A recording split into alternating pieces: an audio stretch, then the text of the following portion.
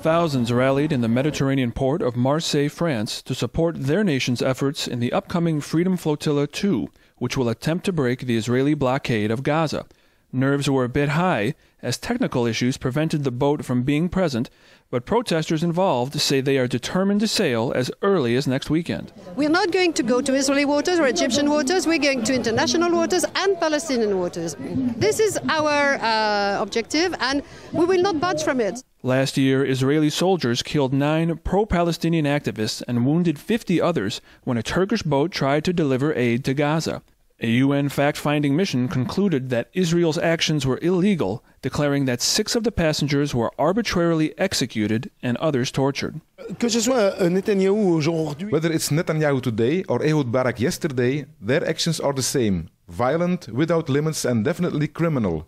I will join the expedition to help fight the criminal blockade and to demand peace and justice. Freedom Flotilla 2 is expected to be twice the size of its predecessor, with nearly 1,000 activists and 20 different boats. The date is tentatively set for June 25th, but that could change as many of the boats will sail from Greece, which has a major strike planned for that day. I appreciate that they are not participating in a certain humanitarian mission.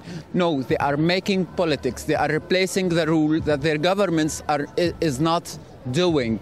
Their governments are participating in the crime, so they are here to say they are not criminals, and I'm here just to applaud them and to say thank you. Israel imposed a blockade by land, air, and sea after Hamas took control of Gaza in 2007, claiming it wanted to stop the flow of rockets and weapons into Gaza. But at what price?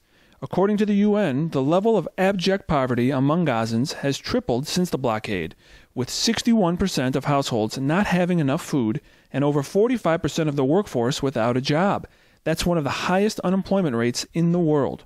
Our options are very clear. We don't do anything physically or verbally aggressive, but we will refuse to obey. If they say go down, jump overboard, no. If they want me to jump overboard, they'll have to push me overboard. If they want me to go down the ship, if I don't want to, they will have to carry me down the ship. Analysts say Israel's lobbies will continue to put pressure on the governments of Turkey, France, and Greece to prevent the boats from sailing. Israeli officials have said that no boat will be permitted to enter a Gazan port, even if their cargo is just humanitarian aid and goodwill. Activists are determined to go, but it's not yet certain if they will be permitted to leave or to return safely. Ramin, Mazaheri, Press TV, Marseille, France.